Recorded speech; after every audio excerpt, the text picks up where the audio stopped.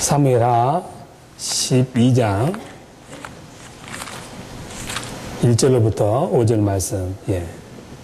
우리가 한 절씩 교독하시도록 하겠습니다.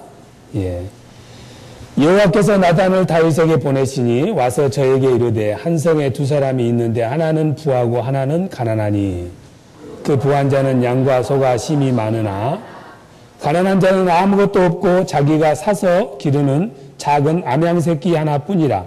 그 암양 새끼는 저와 저의 자식과 함께 있어 자라며 저의 먹는 것을 먹으며 저의 잔에서 마시며 저의 품에 누우시며 누움으로 저에게는 딸처럼 되었거늘 어떤 행인이 그 부자에게 오매 부자가 자기의 양과 소를 아껴 자기에게 온 행인을 위하여 잡지 아니하고 가난한 사람의 양 새끼를 빼앗아다가 자기에게 온 사람을 위하여 잡았나이다. 다윗이 그 사람을 크게 노하여 나단에게 이르되 여호와의 사심을 가리켜 맹세하노니 이 일을 행한 사람은 마땅히 죽을 자라. 저가 불쌍히 여기지 않고 이 일을 행하였으니 그 양 새끼를 4배나 갚아 주어야 하리라. 나단이 다윗에게 이르되 당신이 그 사람이라. 이스라엘의 하나님 여호와께서 이처럼 이르시기를 내가 너로 이스라엘 왕을 삼기 위하여 내게 기름을 붓고 너를 사울의 손에서 구원하고 내 주인의 집을 내게 주고 내 주인의 처들을 내 품에 두고 이스라엘과 유다 족속을 내게 맡겼느니라. 만일 그것이 부족하였을 것 같으면 내가 내게 이것저것을 더 주었으리라. 그러한데 어찌하여 내가 여호와의 말씀을 업신여기고 나 보기에 악을 행하였느뇨. 내가 칼로 햇사람 우리아를 죽이되 암몬 자손의 칼로 죽이고 그 처를 빼앗아 내 처를 삼았도다. 이제 내가 나를 업신여기고 햇사람 우리아의 처를 빼앗아 내 처를 삼았은즉 칼이 내 집의 영영이 떠나지 아니하리라 하셨고 여호와께서 또 이처럼 이르시기를 내가 내 집에 재앙을 일으키고 내가 내 처들을 가져 내 눈앞에서 다른 사람에게 주리니 그 사람이 내 처들로 더불어 백주에 동침하리라. 너는 은밀히 행하였으나 나는 이스라엘 무리와 백주에 이 일을 행하리라 하셨나이다. 다윗이 나단에게 이르되 내가 여호와께 죄를 범하였노라 하매 나단이 다윗에게 대답하되 여호와께서도 당신의 죄를 사하셨나니 당신이 죽지 아니하려니와 이 일로 인하여 여호와의 원수로 크게 해방할 것을 얻게 하였으니 당신의 낳은 아이가 정령 죽으리다 하고 나단이 자기 집으로 돌아가니라. 아멘. 오늘 아침에 누구야? 민재 우리 최성덕 집사님 아들인데 지금 미국에 온 지 2년 됐는데 한국에서 미국 올 때 한 가지를 빠뜨린 게 있대. 친구들에게 또 보자 거기까지는 맞았는데 미국 간단 말을 안 했대요. 그래서 그 말이 맞는 말인지 틀린 말인지 모르겠는데 또 보자 하고는 아차 지금 2년 지나서 생각하니까 미국 간단 말을 안 했대. 민재 비행기 타고 크리스마스 때 한국 갔다 오도록 합시다.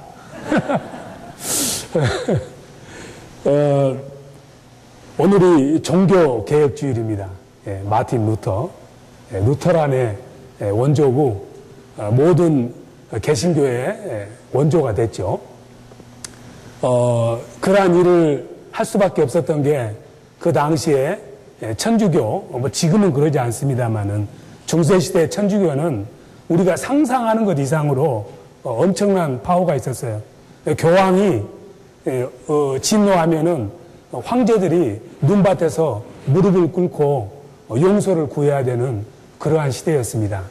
그만큼 교권이 강하던 시대였는데 최근에 요한 바오로 2세라고 이전 교황이죠. 그 교황이 2000년 3월 사순절이 시작하면서 공개적으로 전 세계 많은 무슬림을 포함해서 유대인까지 다 자신의 잘못을 천주교가 행했던 2000년 동안 행했던 여러 가지 잘못된 것에 대해서 솔직히 용서를 구하고 그 죄를 자백하는 그런 일이 있었고 최근에는 지금 교황이 베네딕틴 16세인가 그러는데 그 사람도 작년 10월에 그동안에 2000년의 기독교 역사 동안에 천주교가 잘못한 것들이 너무 많다. 용서를 구한다는 그런 고백을 했습니다. 요즘 보면은 천주교가 개신교보다 더 잘해요. 알고 보면은. 개신교 목사는 김재원 목사를 비롯해서 그동안 목회를 엉망으로 해서 참 죄송합니다 하고 진실하게 고백한 사람 별로 없는 것 같아요. 천주교는 그 교황이 말이지 그렇게 고백할 만큼 오늘날에는 천주교가 더 깨끗하게 잘하는 그런 경향이 있는 것 같습니다. 이처럼 고백할 수밖에 없었던 이유가 천주교가 중세 때 너무 많은 나쁜 그런 일들을 했는데 그중에 가장 오늘날 우리 이 세상을 살 때 가장 큰 어려움 중에 하나가 무슬림과 기독교가 부딪히는 거 아닙니까? 원래는 이렇게 치열하게 싸우지를 않았더랬어요. 그냥 예루살렘에서 같이 붙어 살았어요. 그랬는데 그때 당시 교황이 교권을 더 확립시키고 교황의 권위를 더 세우려고 어떤 길을 모색하던 중에 그 비잔틴이라는 나라가 있었는데 자꾸 무슬림들이 들어오니까는 안 되겠다. 교황에게 좀 도와달라고. 별로 사이도 좋지 않은데 적과 적은 동침하니까 하여튼. 그래서 교황에게 요청을 하니까 교황이 때는 이때다. 내 교권을 좀 확립하고 뭔가 명분이 있는 전쟁을 해야 되겠다 해가지고 그때 주님 돌아가신 다음에 1000년이 지난 다음에 있었던 일이 바로 십자군 전쟁입니다. 십자군 전쟁의 명분은 우리가 성지 순례를 하려고 가서 봤더니 예루살렘이 무슬림들이 소유하고 있어가지고 성지 순례를 마음대로 못한다. 그러니 성지 순례의 길을 트기 위해서 성전을 해야 되겠다. 다른 한편으로는 비잔틴이라는 나라가 기독교를 믿기 때문에 기독교 형제 국가를 도와줘야 되겠다. 명분은 좋았습니다. 그런데 그 안을 들여다보면은 교황의 권위를 더 많이 세우고 또 그 비잔틴이라는 나라는 나름대로 자기 영토를 수호하기 위해서 두 교황과 종교와 정치가 서로 결탁을 해서 십자군 전쟁을 일으켰는데 이 전쟁이 얼마나 잔인하냐면은 유럽에서 예루살렘까지 가는데 2년 반이 걸려요. 예, 멀리 갔으니까 본전 뽑아야 되잖아요. 예루살렘에 도착하자마자 얼마나 많은 사람을 죽였는지 모릅니다. 무슬림들은 십자군이 온다는 말을 듣고 다 도망갔는데 유대인들은 그냥 우리는 무슬림 믿지 않으니까 살려주겠지 하고 그대로 남아 있었는데 유대인도 다 죽여버렸어요. 3일 동안 예루살렘 성에 있는 모든 어린아이로부터 비롯해서 어른까지 다 죽인 거야. 예수의 이름으로 십자가를 걸고. 그래서 어떤 기록에 의하면은 그 말발굽에 사람의 피가 항상 이렇게 3일 동안 젖어 있었다고 해요. 그런 악행을 저지른 거예요. 그리고도 용서를 구하지 않았어요. 그 뒤로부터 유대인들은 기독교라고 하면은 아예 고개도 안 돌립니다. 무슬림들은 너희들이 이렇게 나왔어? 그렇다면 우리는 코란 대신에 칼을 쓰겠어. 그 다음부터 지하드가 생기고 기독교 돌아가면은 자기들의 사명으로 알고 기독교들을 핍박하는데 앞장서는 일이 십자군 전쟁 때문에 알고 보면은 그렇게 된 거예요. 그러한 잘못된 관행에 대해서 조금도 죄책감을 느끼지 않고 심지어 고향은 이 성전은 하나님이 내게 명령한 것이고 죄를 지은 사람이 십자군에 참여해서 가서 전쟁을 하면은 있는 죄도 없어진다고 말했어요. 이게 나중에 어떻게 발전했느냐? 면죄부로 발전한 거예요. 죄 지어도 교황청에서 발행하는 면죄부를 사면은 죄가 없어진다고 이렇게 발전한 거예요. 엉망진창이 된 거예요. 자신들의 진실을 속이고 참여하지 않는 그 종교 집단이었기 때문에 썩을 대로 썩어서 나중에 500년이 지난 다음에 1517년 10월 31일 날 한 사람이 비텐부르크 성당 앞에다가 대자보를 붙였습니다. 95개조로 되어 있는 천주교의 온갖 잘못된 관행들에 대해서 대자보를 붙였는데 그 95가지는 김재범 목사는 토시 하나도 안 틀리고 다 외웁니다. 근데 그거 하면은 오늘 예배 시간이 다 지나가니까 싹 빼고 요지만 말씀을 드리자면은 오직 믿음으로, 오직 은혜로, 오직 성경으로, 솔라 피데, 오직 믿음으로 구원을 받고, 솔라 그라티아, 오직 은혜로 우리가 구원을 입었고, 그 모든 구원과 모든 은혜들이 성경을 통해서 솔라 스크립터 다 우리에게 구원의 길을 주었으니 그 이외에 믿음과 은혜와 성경 외에 다른 방법으로 구원을 얻으려 하는 것은 그건 다 가짜다. 속이는 것이다. 그 대자보를 거기다 붙인 거야. 그랬더니 그 왕이 그걸 보고는 이런 무엄한 놈, 나에게 말도 안 하고 이런 걸 붙이다니 이런 반대 데모하는 놈은 죽여야 된다 해가지고 마틴 루터를 사제에 지기해서 파면을 시키고 추방을 시켰어요. 그래서 그 날로부터 종교개혁에 불씨가 살아나서 오늘날 천주교로부터 잘못된 간행으로부터 개신교가 나오게 됐고 우리가 이처럼 자유롭게 예배를 드릴 수 있게 됐고 나중에 천주교에서도 자신들의 잘못을 돌이켜서 많은 개혁을 했습니다. 그게 바로 종교개혁이에요. 리포메이션. 오늘 우리가 종교개혁의 후예들입니다. 그런데 항상 부활절도 있고 성탄절도 있고 무슨 뭐 사순절도 있고 오순절도 있고 다 있습니다. 문제는 우리가 절기를 많이 지키지만은 그 절기가 나하고 상관이 없어요. 그러니까 부활절이면은 정말 내 영혼이 부활을 해야 되고 오순절이면은 정말 내 영혼이 성령으로 충만해야 되고 뭐 이래야 되는데 그냥 행사는 하고 나면은 남는 게 없어. 행사로 끝난다 말이에요. 종교개혁주일인데 종교개혁하고 나하고 무슨 상관이냐 이 말이에요. 결국 종교개혁도 한 사람이 변화받았기 때문에 온 세상이 변화받은 거예요. 나 한 사람이 변화받으면은 종교개혁이 일어나는 거예요. 그러니까 우리는 한국에서도 그렇고 기독교의 개혁을 해야 된다. 자꾸 시스템을 바꾸려 하고 목사가 물러나야 된다. 그냥 제도를 바꾸려 하고 객관적인 상황을 바꾸려고 그래. 그런데 진짜 종교개혁은 내가 바뀌면은 종교개혁이 되는 거예요. 종교개혁주일에 종교개혁을 기념하는 것이 아니라 내가 종교개혁이 되면은 나 때문에 옆에도 종교개혁이 되고 온 세상이 다 종교개혁이 돼서 오직 믿음으로 은혜로 성경으로 돌아가게 되는 것입니다. 오늘 이 시간에는 우리가 종교개혁의 진정한 의미가 제도를 바꾸거나 새로운 교단을 만들거나 무슨 새로운 신학을 개발하거나 이게 종교개혁이 아니에요. 내 한 사람이 하나님과의 관계가 올바르게 되는 것이 바로 종교개혁이야. 그러면은 종교개혁은 자동으로 되게 돼 있어. 계속 종교개혁은 필요합니다. 종교개혁이라는 것은 다른 게 아닙니다. 잘못된 신앙 형태를 고치는 것이 종교개혁이에요. 성경에서 말하지 않는 것을 안 하는 거야. 말씀대로 사는 것이 종교개혁이야. 내 의지로 하는 것이 아니고 오직 은혜로 믿음으로 사는 것이 종교개혁입니다. 그것이 설사 내게 불이익이 있고 불편한다 할지라도 진리 앞에 내가 무릎을 꿇고 잘못된 것은 잘못됐다고 솔직히 시인하는 것이 바로 종교개혁의 출발이야. 아무리 종교개혁주의를 기념을 해도 그게 되어 있지 않는다면은 새로운 교단을 만들어도 새로운 신학을 만들어도 내 마음이 종교개혁이 안 되면은 아무런 필요가 없습니다. 오늘 이 성경에 보면은 여러분들이 이게 종교개혁하고 왜 상관이 있느냐? 개인적인 종교개혁이 있어야 전체적인 종교개혁이 있는 거예요. 마지막 때도 우주적인 마지막 때가 있지만은 우리 개개인에도 개인적인 종말이 있듯이 내 개인의 종교개혁이 있어야 되는데 종교개혁은 불편한 진실을 그것이 밝혀지면은 불편해질지라도 그것이 진리고 진실이기 때문에 아멘하고 가는 것이 종교개혁이에요. 숨기고 살면 편하고 좋지.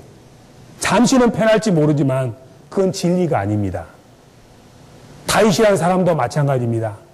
원래는 얼마나 성실하고 순수하고 깨끗한 영혼이었는지 모릅니다. 사람이 잘 될 때 조심해야 돼. 고린도전서 10장 12절에 보면은 섰는 줄로 알았을 때 조심해라 이 말이지. 잘 나갈 때 조심해야 돼. 다윗도 잘 됐습니다. 부하들도 용맹한 사람들이 많았고 선지자도 많았고 도와주는 사람도 많았고 모든 게 잘 되니까 이제는 전쟁터에 안 나가도 됐어요. 요압 장수를 비롯해서 많은 사람들은 전쟁터에서 피를 흘릴 때 자신은 왕이기 때문에 이제 후방에 그것도 왕궁에 남아서 편하게 있다 보니까 사람이 편하면 뭐예요? 늘어나는 게 낮잠밖에 없어. 낮잠을 들이끼리 자는 거야. 점심 먹고 나서 들이피 자다 보면 낮잠 자다 보면 어떤 현상이 나타나면 저도 잠 많이 자봤는데 머리가 띵해요. 머리가 띵하면 산소가 부족하니까 밖에 나가게 돼 있어.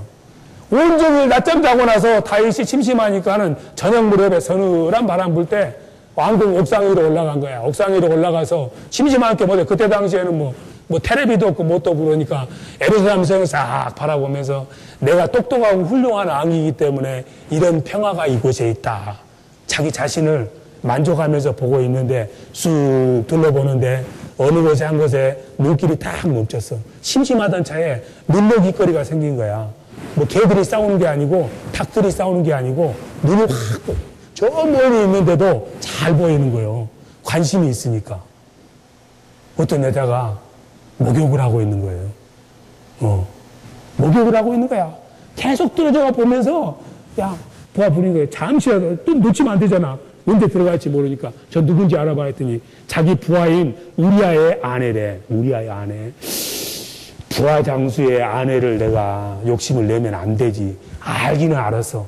아는 것하고 행동하는 것이 다릅니다. 기독교도들이. 오늘 여러분들이 여기서 진실은 불편한 것이야. 진실을 까발겨야 되겠어. 마음은 그렇게 먹지만 나가면은 진실을 은폐하려는 게 우리의 경향이야. 마음 따로, 행동 따로야. 당겨지는데 어떡할 거야? 데려와. 데려와서 그냥 구경만 했으면 좋을 텐데 고양이 앞에 생선이 있으면 뭐라고? 견물생선. 예? 욕심이 생겨서 잘못한 거예요. 또 그냥 아이를 턱 가져버렸네. 이 일을 어떻게 해요, 이제? 그때라도 늦지 않았으니까 똑바로 고백했으면 좋을 텐데 이 죄를, 진실을, 불편한 진실, 부끄러운 진실을 은폐하고 싶은 머리가 돌아간 거야. 이걸 어떻게 할까? 방법은 딱 하나지. 아, 우리아를 풀려야 되겠어. 전보를 쳤어요. 뭐 전보 없었지만 하여튼 전보를 쳐가지고 우리아 와라 해가지고 뭐 하려고 3일 휴가를 준다. 너무 열심히 전쟁을 했기 때문에 우리아는 감지가 덕지지. 어떻게 왕이 나 열심히 싸우는 줄 알았을까? 얼마나 감사하겠어요. 왕이시여 만세무강하시옵소서. 속도 모르고 저 죽이려고 데려온 줄을 모르고 그러는데 이 우리아를 데려다가 어떻게 하든지 간에 집으로 밀어넣어서 하룻밤만 자면은 그 아이가 내 아이가 아니라고 다윗은 오리발을 내밀려고 했는데 이게 안 통한 거예요. 아, 이 친구가 또 너무 고진한 사람이라 왕이 불러준 것이 너무 감사하고 그래서 저는 집에 갈 수가 없습니다. 우리 동료들은 지금 전쟁을 하는데 제가 편하게 발 씻고 자겠습니까? 집에도 안 가버린 거야. 그런데 어떡할까요? 그 아이가 이제 어떻게 알리바이가 성립이 안 되잖아요. 그냥 털럭털럭 갔어. 다윗이 고민을 하기 시작하는 거야. 이걸 어떻게 할까? 아이는 뱃속에서 무럭무럭 자라가고 방법이 없다. 글을 쓴 거야. 편지, 친필로 써서 요압, 내가 특별히 너에게만 비밀, 이거 우리아에게 알리지 마라. 내가 이 우리아를 크게 쓰려고 그러니까 우리아를 말이지 제일로 전쟁이 심한 곳에 보내가지고 제일 앞장서서 전쟁을 하도록 해서 큰 상을 받도록 해라. 아, 그러면 내가 걔를 들어 쓰겠다. 그랬더니 정말로 요압 장군이 그 말을 그대로 또 믿은 거예요. 진실이 은폐되면 이래요. 그래서 제일 앞장서서 전쟁터에 나갔다가 우리아가 장렬하게 죽었습니다. 모든 것이 다 이제 해결이 돼버렸어. 모든 게 다 해결돼. 바세바에 데려다가 이제 자기 왕비 삼아주고 다 됐습니다. 편하게. 마음속에는 우리가 어떤 진실을 숨기고 살면은 하나님 제대로 믿는 사람은 불편해요. 뭐 그것도 저것도 없는 사람은 대충 살지만은 양심에 항상 꺼립직하고 사도 바울이 이야기했듯이 이 뒤처를 차듯이 그 마음이 괴로운 차대 하나님께서 나단을 불렀습니다. 나단에게 불러서 나단 다윗에게 가서 내가 어떤 잘못을 했는지 다 안다고 너가 다 까발게라. 가서 말해라. 이렇게 이야기를 한 거예요. 여러분들 같으면 가겠어요? 안 가겠어요? 예? 죽으려고. 감히 호랑이 코스염을 뽑았으면 뽑았지. 다윗 왕 앞에 가서 당신 그따위로 해가지고 왕을 하려고 합니까? 하나님께서 당신 박살낸다 합니다. 이 말을 그대로 도시락에도 들리지 않고 전하라고 그러는 거예요. 어떻게 가겠어요? 못 갑니다. 불편하니까. 용기가 필요해요. 진실을 밝히려면은. 예? 제가 말이죠. 누구 또 여자 성도님 특별히 이름하면 또 그 성도님만 더 좋아한다고 그러니까 뭐 여자 성도님 권사님하고 식사를 했어요. 예, 매운탕을 먹었어. 매운탕을 먹었는데 김재원 목사가 먹다가 가운데 이빨은 아니고 가운데 이빨 2번째 지나가지고 고춧가루, 중국산 고춧가루 이만한 큰 것이 딱 있어. 바둑알 만한 큰 것이. 드시다가 보니까 목사님 내가 들었는데 안 웃으면 안 보이는데 웃으면 보이는 거야. 근데 조금 뒤에 지나면 교회 가서 지금 저녁 예배를 인도해야 되는데 권사님 보니까 이 목사님한테 말할까 말까 고민돼요, 안 돼요? 괜히 말했다가 뭐 그걸 가지고 다 이야기하십니까, 권사님? 그렇게 한다는데 딱 이렇게 또 그냥 이게 튕기쳐버리면 얼마나 그냥 마음이 상처를 입겠어요. 그냥 내비둘까 말할까 하다가 그냥 나왔어. 우리 마음이 진실을 상대방에게 말할 때도 조그만 것도 굉장히 신경 써요. 그런데 이거는 고춧가루 좀 끼웠으니까 빼라는 정도가 아니고 너는 죽을 죄를 지었다고 가서 전하라고 그러는데 감히 그런데 가서 나단이 이야기를 하는데 다 또 지혜가 있어요. 너 고춧가루 꼈다고 이야기한 것이 아니라 싹 애둘러서 이야기를 합니다. 저기 말이죠, 마을에요, 가난한 사람이 암양 한 마리 있고 부자는 억수로 양이 많은데요, 부잣집에 친구가 찾아왔대요. 그랬더니 이 부자가 말이죠, 자기 양이 아까워서요, 그 암양 하나밖에 없는 집에 가가지고 몰래 그걸 훔쳐다가요 친구를 대접을 했답니다. 이 인간을 어떻게 해야 되겠습니까? 그랬더니 그런 놈을 쳐 죽여야지. 그 재산을 몰수를 한 다음에 내가 죽여줄게. 누구야? 나단이 거기다가 손가락을 탁 대면서 바로 너밖에 없어. 바로 너가 그런 잘못을 저질렀어. 평생 묻혀질 진실일 줄 알았더니 하나님께서 밝히 드러내버린 거예요.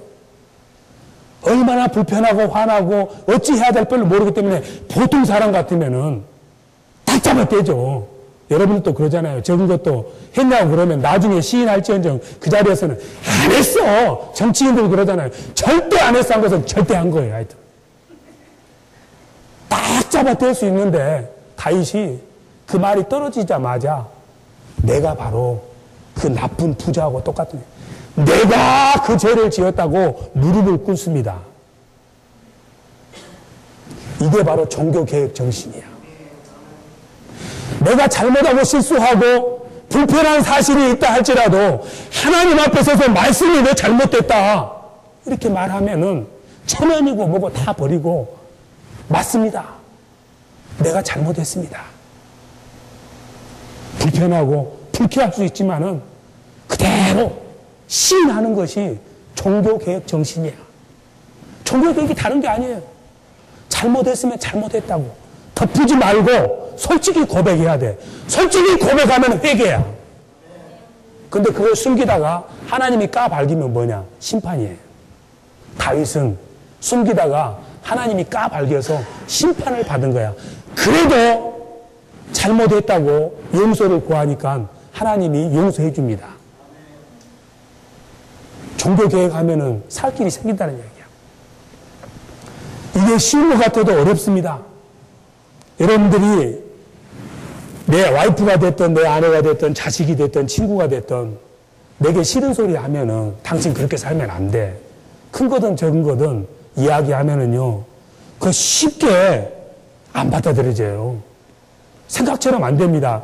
그 사람이 왜 내게 그런 말을 하는가를 알고 있어도요, 불쾌해요.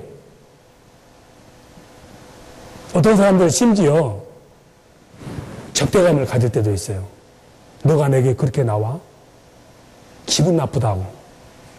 다윗은 이처럼 하나님 앞에 무릎을 꿇었지만 아합이라는 사람은 미가 선지자가 와가지고 왕이시여 그렇게 살면 안 됩니다. 하나님께서는 그렇게 살라고 하지 않습니다.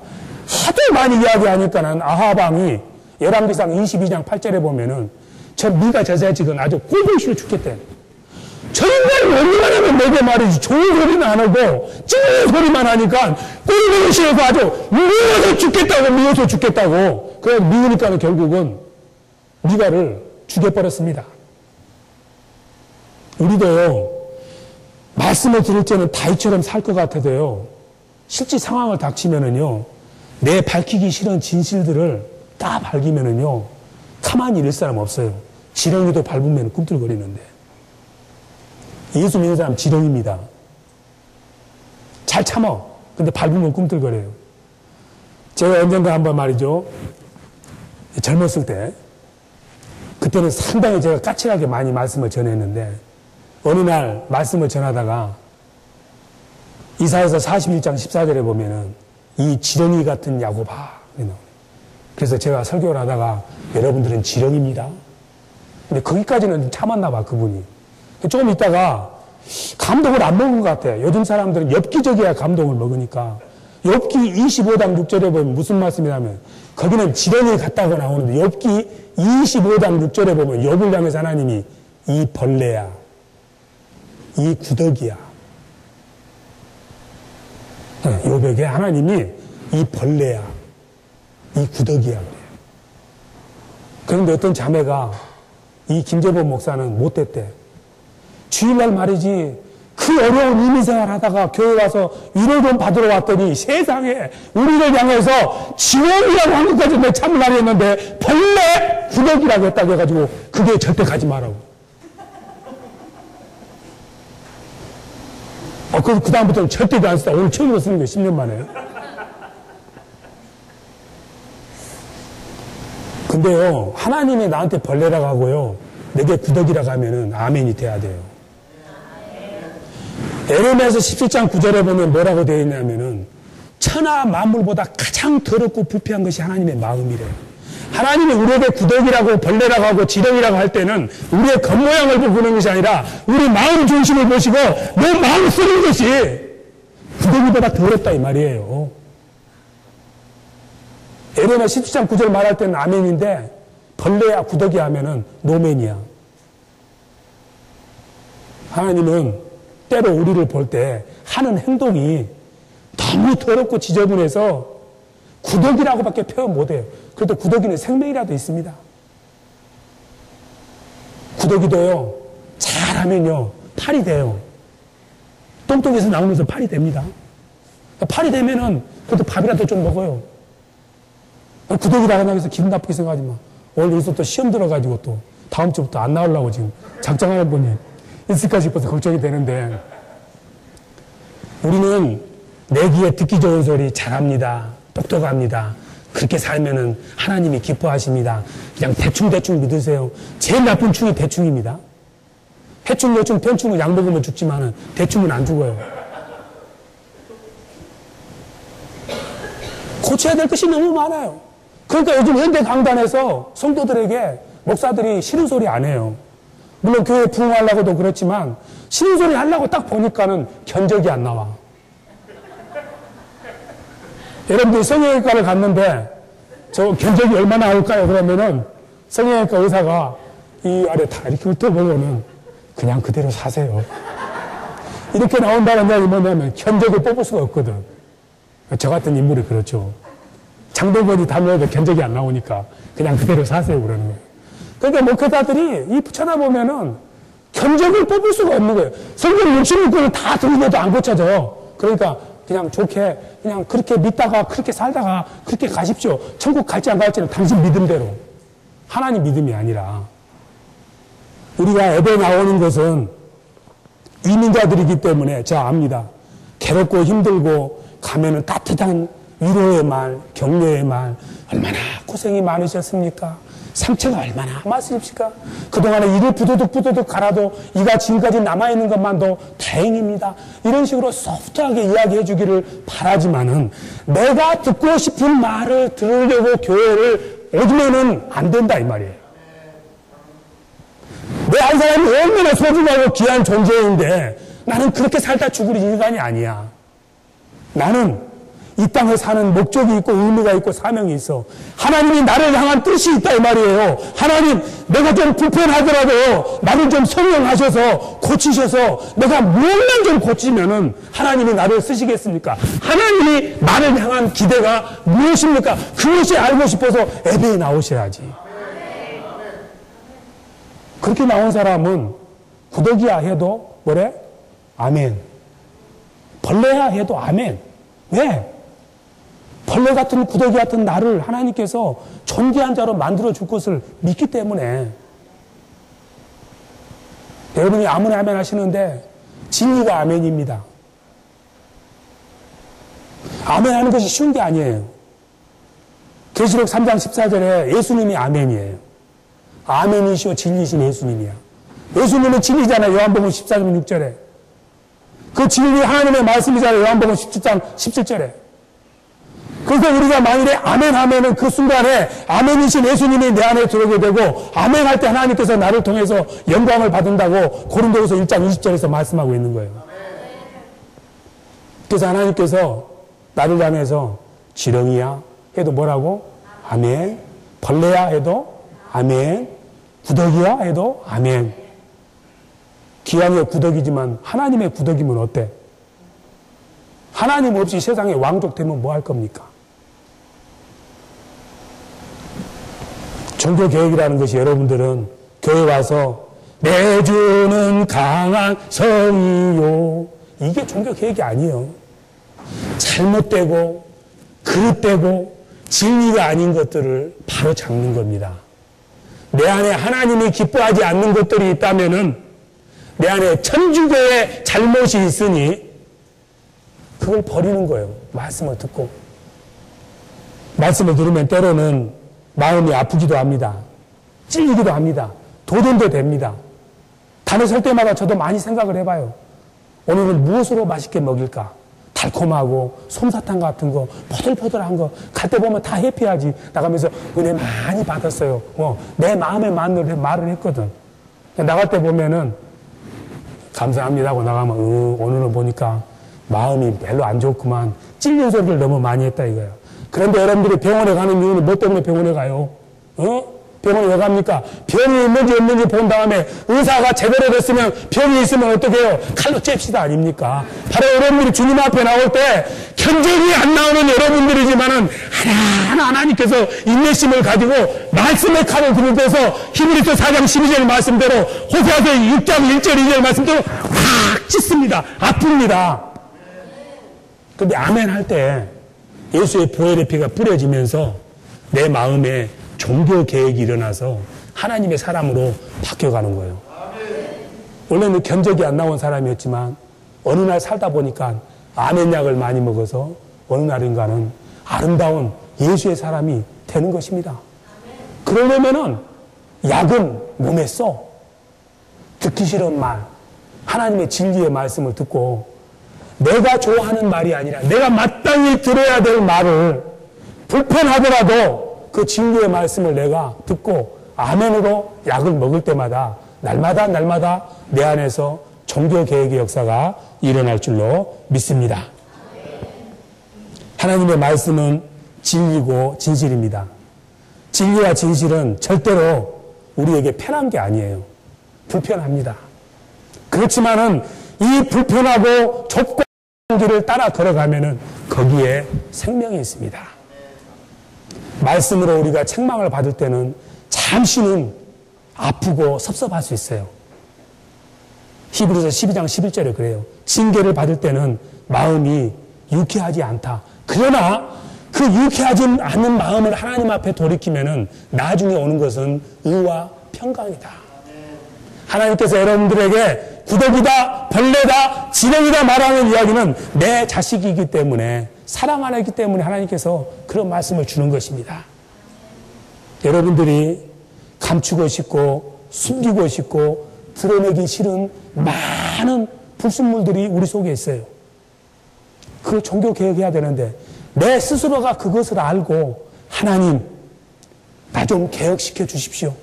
나 좀 새롭게 해 주십시오. 그걸 내놓으면은 그 사람은 회개를 해서 하나님이 기뻐하는 사람이 되고 그러지 않은 사람도 하나님 사랑해 주셔서 어느 순간에 예배를 통해서 내 마음에 찔리는 말씀을 주어서 내게 수술을 받게 해서 내가 변화받을 수 있는 기회를 주시는 하나님이십니다. 여러분들이 큰 것을 하나님 앞에 드러내는 것이 아니고 조그맣고 사소한 것을 하나님 앞에 내어놓을 때 하나님은 우리를 통해서 하나님의 영광을 드러낼 줄로 믿습니다.